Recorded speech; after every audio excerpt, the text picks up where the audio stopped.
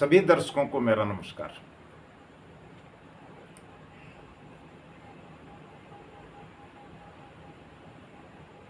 श्रावण का महीना चल रहा है और यह माह भोले बाबा को बहुत प्रिय है।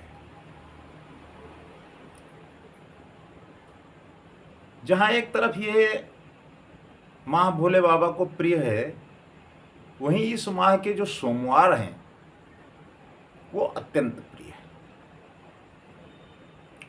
तो जिस तरह से भोले बाबा को श्रावण मास के सोमवार प्रिय हैं, उसी तरह से माता पार्वती जी को इस माह के मंगलवार प्रिय है। ऐसा उल्लेख हमारे शास्त्रों में आया।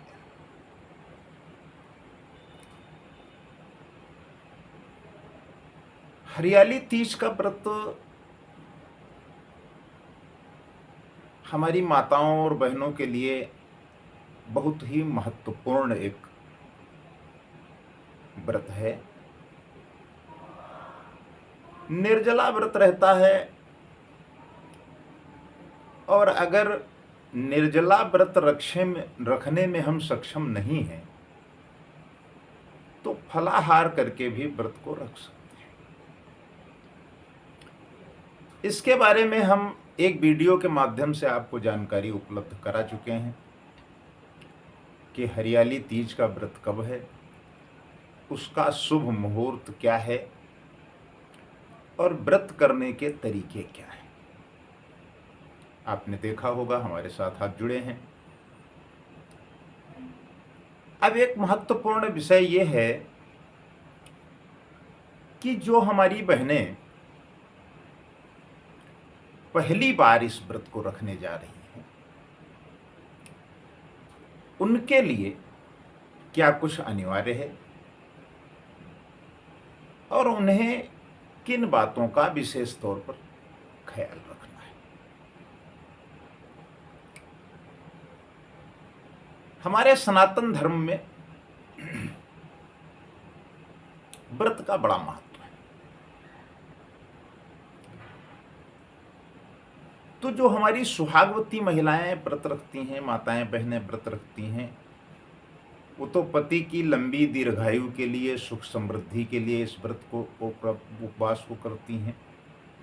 वहीं हमारी जो कुमारी कन्याएं हैं, वो जब इस व्रत को रखती हैं तो वो मन चाहा वर प्राप्त करने के लिए इस व्रत को कर सकती हैं। ऐसा उल्लेख मिलता है। तो जो पहली बार व्रत रखने जा रही हैं, उनके लिए क्या कुछ विशेष है, क्या करना चाहिए और क्या नहीं करना चाहिए, हम खास तौर से इस कार्यक्रम को इसीलिए तैयार कर रहे हैं कि आपको इसकी जानकारी प्राप्त हो जाए। हरियाली तीज का व्रत आने वाला है।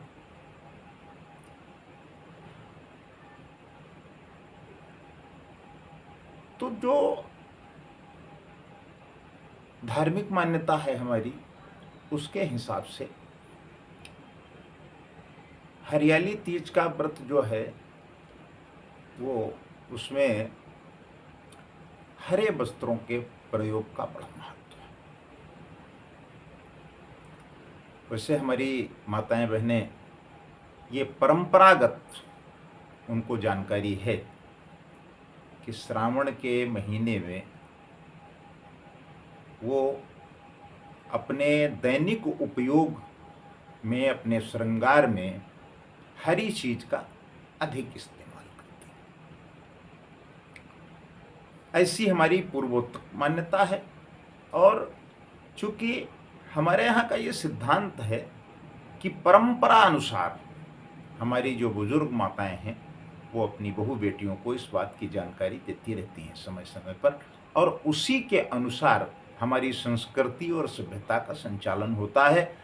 और यह निश्चित आप मान करके चलें कि जो कुछ भी उनके द्वारा बताया जाता है वो शास्त्र सम्मत रहता है, वैज्ञानिक रहता है, सैद्धांतिक रहता है। उसके ऊपर किसी भी प्रकार का कोई संशय करना उस पर कोई भ्रम की स्थिति पैदा करना ये हमारे हित में नहीं।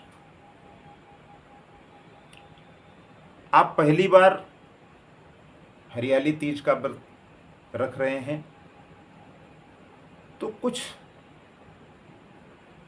जरूरी बातें हैं।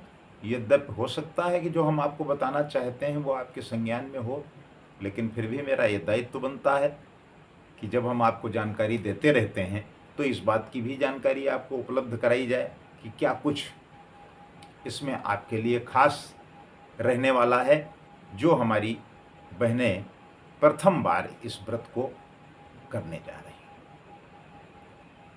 व्रत के एक दिन पूर्व मेहंदी जरूर लगाएं। हरियाली तीज का व्रत जो हमारी सुहागवती महिलाएं हैं, माताएं बहनें हैं, उनके लिए बेहद खास है।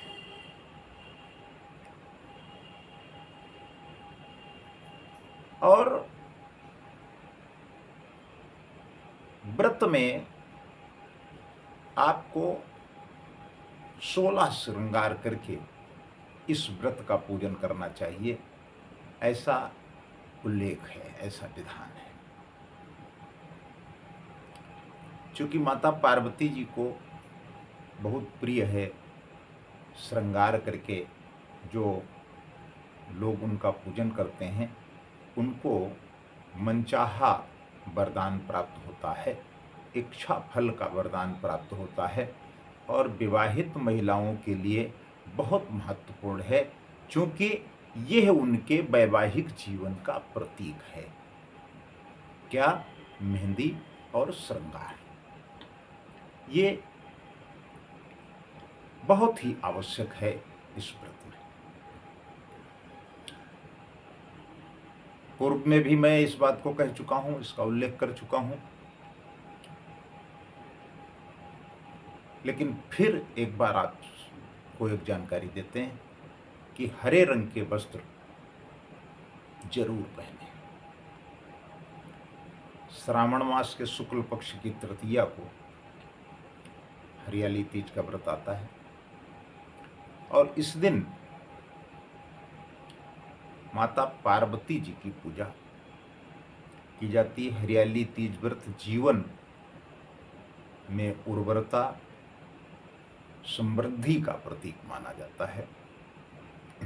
ऐसे में इस दिन नवविवाहित महिलाओं को हरे रंग की साड़ी या सूट जो भी आप पहनते हो वो पहन करके और 16 श्रृंगार करके आपको व्रत के साथ पूजन करना चाहिए।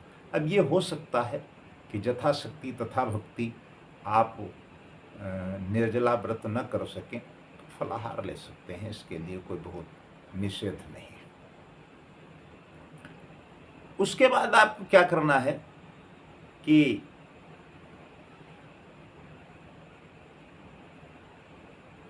तीज व्रत निर्जला का विशेष महत्व है, फलाहार में भी कोई बहुत हानि नहीं है। इस दिन रात को